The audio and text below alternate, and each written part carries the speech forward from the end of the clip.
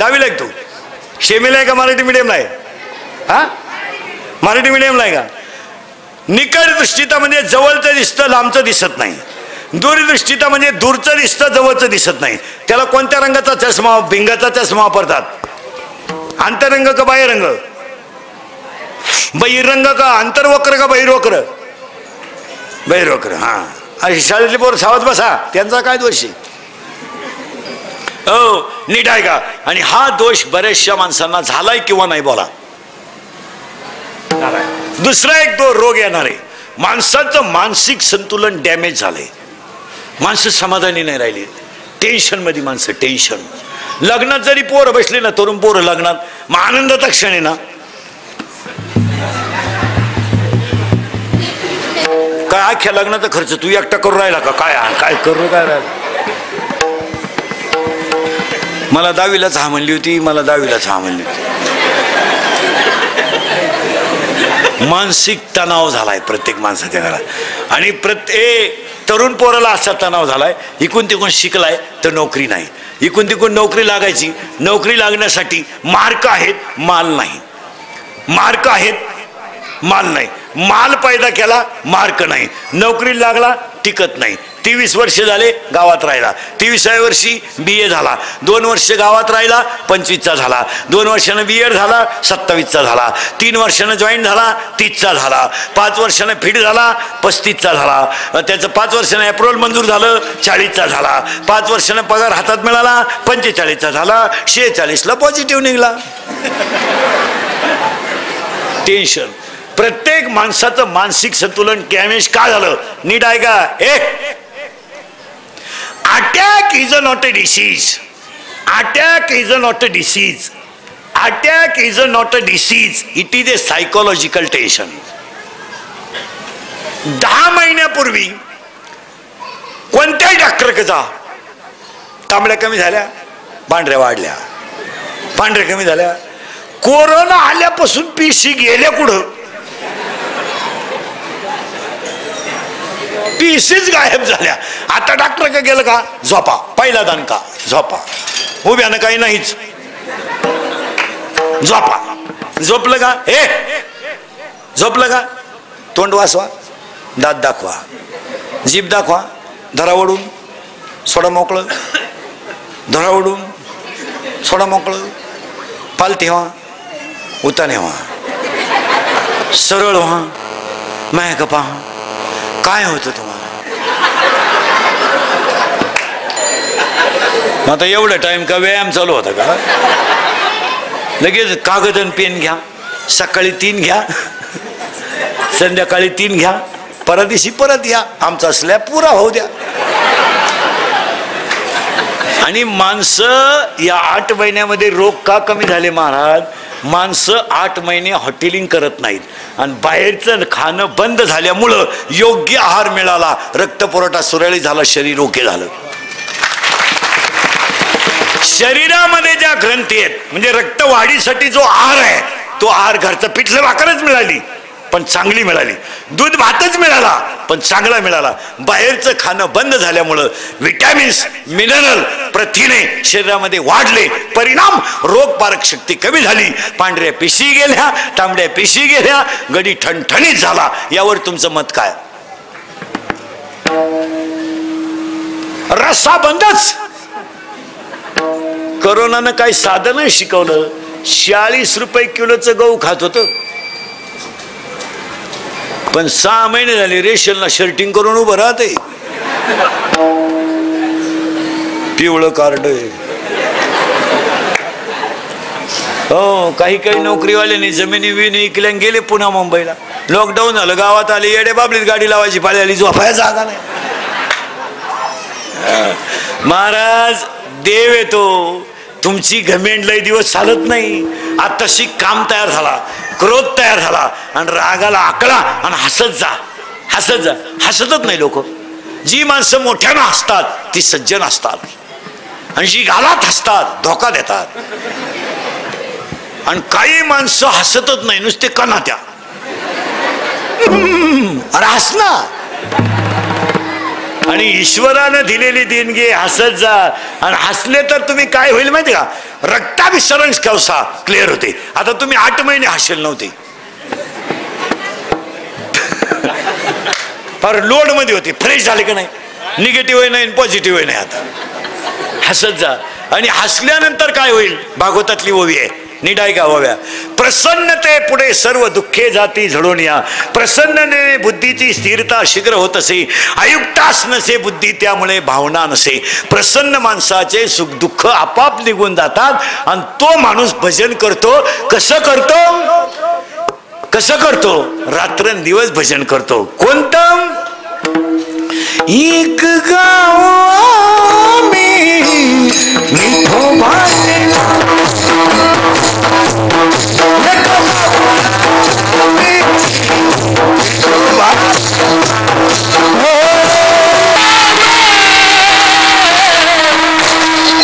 डोळ्यानं वस्तू पाहिली, मनात पाप तयार झालं, पापामुळे काम तयार झाला, कामामुळे बलात्कार घडला. तो जर यशस्वी झाला तर क्रोध झाला, आणि जर परत यशस्वी झाला तर लोभ झाला. आणि आज रक्ताचे नाते तुटण्याचं कारण आहे लोभ. भाऊ भावाचा दुश्मन लोभ, बहीण भावाची दुश्मनी लोभ, मित्र मित्राचा खून लोभ. आणि 80% लोकांना हाच रोग आहे, लोभ. हो, लोभ. बायको केली ना, लग्न टोले जंग करायचं नाही. 1 महिना झाला बैल घ्यायचे, पैसे आण तिकून आण पैसे. ती म्हणते आता माझ्या बापानं पहिला बैल अंडरपॅन्ट सगळं घेतला, कारण आपल्यात लग्नात अंडरपॅन्टी घेतात, कारण त्याच्या अगोदर वापरती नाही ना. बसत्यात अंडरपॅन्टी घ्यायचं ना, अंडरपॅन्टी निवडाय 4 पोर, सट्टेपट्टी नको, फिटगी काय लोभ तयार झाला. त्या मुलीने जर तिकून थोडे पैसे आणले का यांचा लोभ वाढला, भांडण सुरू. मग घटस्फोटाचं कारण का, भांडण. काही सर्व्हिसवाले इतके हुशार असतात, लग्नात काहीच बोलते नाही. ते म्हणत्या देवाने आम्हाला काय कमी केलंय, आणि लग्न झालं का फ्लॅट घ्यायचा आहे 2 BHK. काल झक माराय घेतो 2 BHK. काही श्रीमंत माणसं पहा गावात, कोट्याधीश, जर डाव्याला इस्टेट पेटवली ना, श्राद्धापर्यंत धूर निघत. इतके श्रीमंत लखपती अवलादी, पण त्यांना घरी चहा नाही. कायम गरीबाचा चहा प्यायला हॉटेल पुढे बसेल. सकाळी पहा प्रत्येक गावात श्रीमंत दरिद्री आहेत ना, बसेल. आणि चहा कोणचा प्याणार, गरीबाचा, सुताराचा, गावंड्याचा, जे कामाला जाते त्यांचा. आणि ते याला फुगीरपणा चहा पाजतात. दादा चहा घेता का द्या. आणि चहा प्याताना दादा म्हणतो JCB घेतला आपल्या पोऱ्यानं, का आला तुला खड्डा घ्यायला गेला, तुला चहा नाही हलकटांग काय करतो. अरे आजही तुम्ही पहा, या जगात श्रीमंत शेतकरीच आहे, ते घाबरत नाही. अजून 1 वर्ष लॉकडाऊन असलं तरी शेतकऱ्याला काय भ्याव नाही. त्याची बायको घरक्याला गेली तरी शेतातून 2 वांगे 2-3 मिरच्या घेऊन येते, झालं कालवण. बंगलेवालीची बायको काय इटा खाती का बाथरूमच्या. अहो काळी आई आहे ती कालही सोनं देत होती, आजही सोनं देते, आणि उद्याही सोनं द्या. आणि एक दिवस ध्यानात ठेवा महाराज, एक दिवस तरी ह्या देशात शेतकरीच राजा होणार आहे. फक्त शेतकऱ्याला एक दत्त जयंतीला वाक्य सांगतो, नुसत्या शेतीवर अवलंबून राहू नका, शेतीला साईड बिझनेस करा. शेतीला व्यवसाय करा, गारगारी का, कुल्फी का, पावी का, बटारी का, पण शेतकऱ्याचे पोरं शेतीला साईड बिझनेस करा. पैसा कमवायला लाजू नका, कोणी देत नाही. Love is a money and money is a love. हे प्रेम बीम ह्या सगळ्या पुस्तकातल्या गोष्टी. आपण म्हणतो ती माझी प्रियशी, ती माझ्यासाठी काही करील, काहीच करीत नाही. तू बॅलन्स टाकला तरच ती फोन करते, ती काही करीत नाही. तू जर बॅलन्स टाकला नाही तर ती कायम कवरे क्षेत्राच्या बाहेर, तिला काय घेणं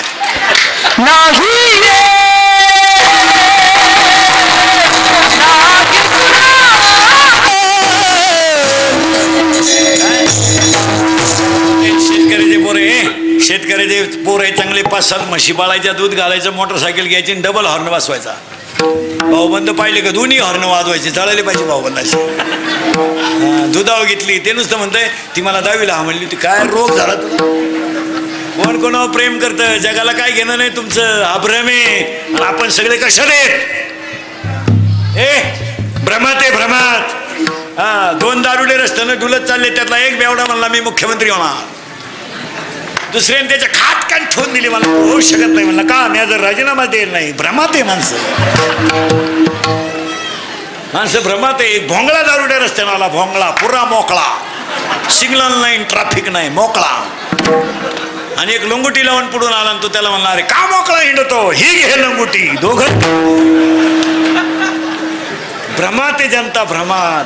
हो कशामुळे भ्रमात आहे माहिती आहे का? हरिपाठात उत्तर आहे त्याला. नामाशी विनमुख तो नर पापी. माणसं भजनापासून दूर गेल्यामुळं भ्रमात आहे. जी बहीण 22 वर्षे राखा बांधत होती, जमिनीचे बाजार वाढले, भाऊच कोरतात न्याला. राखी बांधायची कोणला? ओवाळीत ते भाऊ राया. कायचं प्रेम. एका मित्र हे भया एका मित्राने एकाला सांगितलं माझं सोमवारी लव्ह मॅरेज. त्याने सांगितलं कोणाशी? त्याने सांगितलं she is my college friend. ती माझ्याबरोबर कॉलेजला होती. म्हणला 1 मिनट मी तिच्याशिवाय राहू शकत नाही. इसी के बिना मैं पल भर भी जी नहीं सकता. अगर वो ना मिली तो मैं रेलवे के नीचे सो जाऊंगा. इश्क ही मेरी जिंदगी है. फूल है गुलाब का, लड़का है गरीब का. असं बरंच काहीतरी त्यांचं. तुम्ही पहा मी लय बारीक सांगितलं. तुम्ही माझ्यावर शंका घ्याल. तुमच्याकडून नाही लागत. माणसानं सावध राहा. आणि इसी के बिना मैं पल भर भी जी नहीं सकता. मग मित्राने सांगितलं मी काही सोमवारी लग्नाला येऊ शकत नाही, मंगळवारी आशीर्वाद द्यायला येतो. हे गेलं मंगळवारी फोटो घेऊन त्याला सप्रेम भेट. ज्याचं लग्न होतं ते असं दाढीला हात लावून बसलो होतो. हा गेला त्याला म्हणला व्हाय आर बिकम नर्वस. याने सांगितलं कॉम्प्लिकेटेड केस. याने सांगितलं व्हॉट इज द प्रॉब्लेम. याने सांगितलं प्रॉब्लेम इज डेंजरस. त्याचा फोटोच पडला खाली, तुकडे झाले त्या फोटोचे. तर म्हणलं काय झालं? तर म्हणलं काय नाही, 3 तास आम्ही शपथी घेतल्या. ती मला म्हणली मी तुझीच आहे. माझं हृदय जरी फाडून पाहिलं तर तूच दिसशील. डोळे वासून बघ तूच दिसशील. तू मलाच दिसतो. असं म्हणत म्हणत तिनं मला कोर्टाच्या पायरीपर्यंत नेलं. आणि कोर्टाची पायरी चढल्यावर तिनं मला विचारलं तुमच्या नावे बँकेत पैसे किती आहे. म्हणजे प्रेम कशावर? पैशावर. यानं सांगितलं 5,000 रुपये. आता काला पोर थांबून बोकड्याला 9,000 लागत त्या.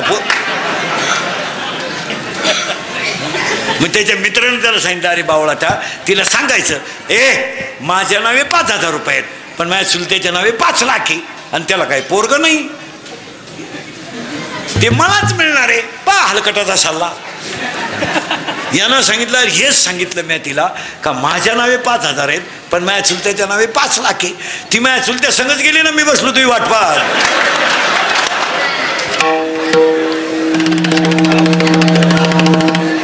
हो काम क्रोध 2 झाले बरं का. तशी लोभ 3 आणि 4 मत्सर.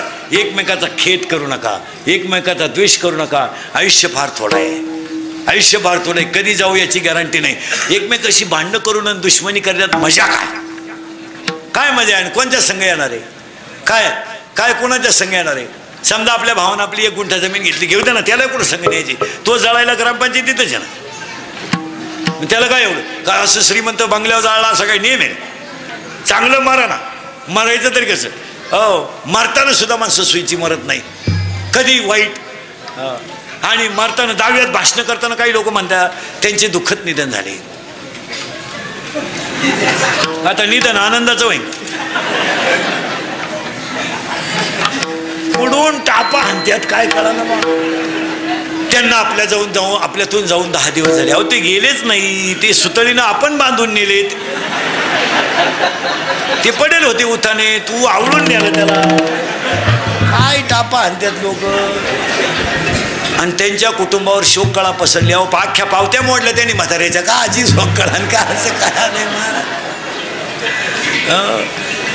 10व्यात काय भाषण कर नाही माझं. गावावर शोककळा पसरली. कोणाला वेळ आहे? कोण हे सगळ्या लबाड आहे महाराज. म्हणून तर आपल्याकडे माणूस मेल्यावर मागून असं करते, वारं घालते. गंज उद्योग केले निघा, गंज गावाची वाट लावली निघा. तो मेलेला म्हणतो कस काय जाऊ, कस काय जाऊ. मडक्यावाला म्हणतो माय मागे येईन, कस काय जातो मी नाही का पुढं. तू म्हणला मग तू दिसला पाहिजे ना. म्हणला मडक्यात धुरका आला केलाय, धुरा नाही पण इकडे तिकडे जाऊ नको.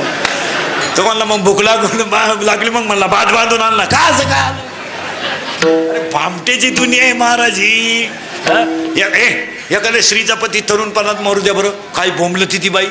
काय देवान तशी रान रणकीन झाली मेल्यान मला काला ठुलन त्याला काला नेलं तोंड फोडीतीन बांगड्या फोडीतीन पदर फाडीतीन येतेच मी आता येतेच मी आता रान रणकीन झाली अशी आगी कवडी ती नवरा जळतो तसा आगी कवडी ती आणि 2-3 बाया तिला असं माग वडी त्या नको जाऊ येते फक्त अशी जाळाजवळ न्यायची थोडी दिल्ली करायची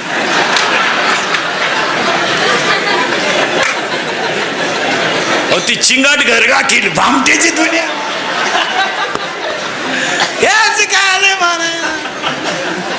काय नाही एक भजन सोडून जगात काही सत्य नाही काय सत्य आहे महाराज अहो हरिपाठ सत्य आहे ज्ञानेश्वरी सत्य आहे गाथा सत्य आहे सत्य विचार सत्य आहे संत विचार सत्य आहे बाकी काय सत्य आहे काय ते भावबंधन कायचं काय खांदेकरी व्हायला माणसं राहिले नाही 2 बटणं गाडीतून बायको कुपात होती ना असं तुकार काय काय नातेवाईक राहिले काय नाही रक्ताचे नाते तोडून गेले काय राहिलं जगात या जगात एकच आहे देवाचं नाव काल सत्य आज सत्य चंद्र सूर्य आहे तोपर्यंत सत्य सत्य तू सत्य तू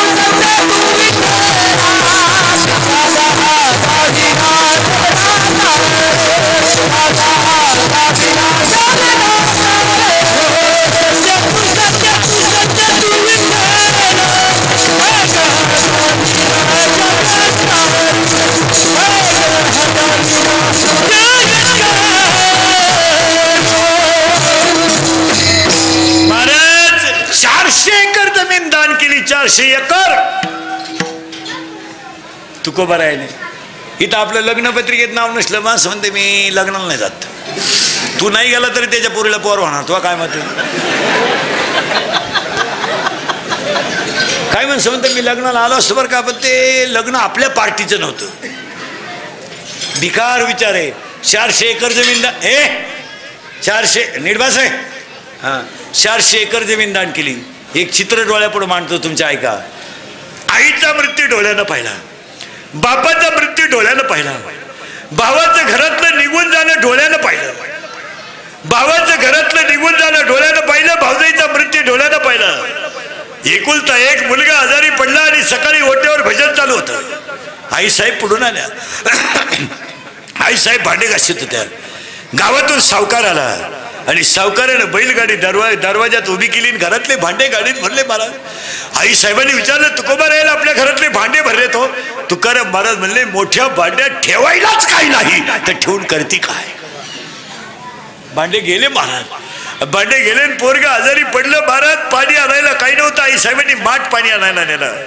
आणि माठ घेऊन आईसाहेब आले अर्धा माठ पाणी मला तर दुष्काळ पडला होता आणि येता येता आईसाहेबांचा तोल गेला महाराज जिजाबाईचं एकुलता एक पोरगा पाणी करता करता मांडीवर मेलं महाराज पण तुकोबरायाने देवाला कधी दोष दिला नाही पण जेव्हा जगातली संकट सहन करण्याची ताकदच संपली तेव्हा बाकी देवाची प्रार्थना न करता तुकोबरायाने गरुडाची प्रार्थना केली आणि गरुडाला सांगितलं देवा बस आता तूच फक्त माझ्यासाठी आणू शकतो गरुडाचे पायी ठेवी वेळोवेळा डोई मग गरुडाने सांगितलं बाबा देव लक्ष्मी आई साहेबांचा ऐकतोय पायी लक्ष्मीच्या हाती तिशी यावे काकुलती तुका म्हणे शेषा जागे करा ऋषिकेशा एकमेकातला भेदभाव का ठेवता गाव एकत्र नांदलं पाहिजे त्याला किंमत आहे आणि गावात तरुण पोरं करतात आता ही म्हातारी मंडळी थोडी नगाट आहे लई कठीण पोरानं टाळ घेतला का म्हातारं उठलं का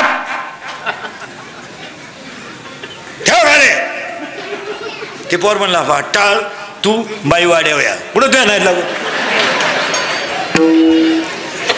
द्वेष काढून टाका काम झाला आणि गावातली माणसं कर महाराज तुम्ही पाहता तुम्ही एवढं जर पाहिलं ना महाराज कमान तुमची ग्रामपंचायत म्हणजे लयच आफाट हो ग्रामपंचायत ही जी कामं होतात ना ही कामं एकत्रित गाव राहिलं पाहिजे तरुण पोराने आता एक काम करायचे पोरांनो ऐकाल का माझे नक्की उद्या सगळे गावातले जुने मोबाईल ज्यांच्या घरात असतील ते सगळे गोळा करायचे जुने जे वापरीत नाही ते अरे जा घरी ते काय हल्ली मजा राहत नाही त्याला जुने मोबाईल गोळा करायचे पोरांनो आणि ते नीट करायचे आणि ते गरीबाच्या पोरांना ऑनलाईन अभ्यासाला देऊन टाकायचे तसाही मोबाईल घरात पडेलच त्याला खर्च नीट करायला काय 100-200 रुपये येईल पण तुम्ही जर 10 मोबाईल गरीबाच्या मुलाला दिले यदा कदाचित ते त्यांना 10वीचा एखादा मुलगा पुढे भविष्यात मोठा झाला तर तो आशीर्वाद तुम्हाला लागेल. गरीबाला मदत करायला शिका. श्रीमंत, एक वाक्य सांगा, गरीबाच्या बुटाची पॉलिश करून जगा, पण श्रीमंताची बुट चाटून जगू नका.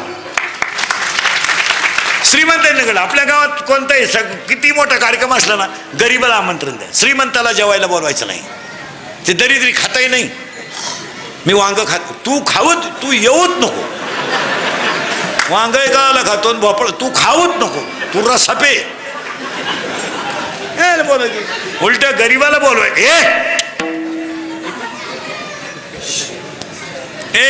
गरीबाला बोलवायचं, त्याला पोटभर जीव घालायचं आणि त्याच्याकडे रुमाला थोडं बांधूनही द्यायचं. त्यानं जर घरी नेलं आणि त्याच्या मुलांनी जर ते फडकं सोडलं तर त्यांच्या गालावरचं हसू पांडुरंग प्रसाद आहे. गरीबाला मदत करायला शिका. श्रीमंतांना काय करता? लग्नांमध्ये सत्कार करायचे ना, आचार्याचा करा, मंडपावाल्याचा करा, येड्यांचा काला करता. माझी पोरगी पळून गेली, मी तुझ्या पोरीला आशीर्वाद देतोय. माझी रिंग मध्ये सापडणं नाही, ऍप मध्ये सापडणं. श्रीमंती ज्ञानाची असेल तर नम्र व्हावं, पैशाची असेल तर काहीच गरज नाही.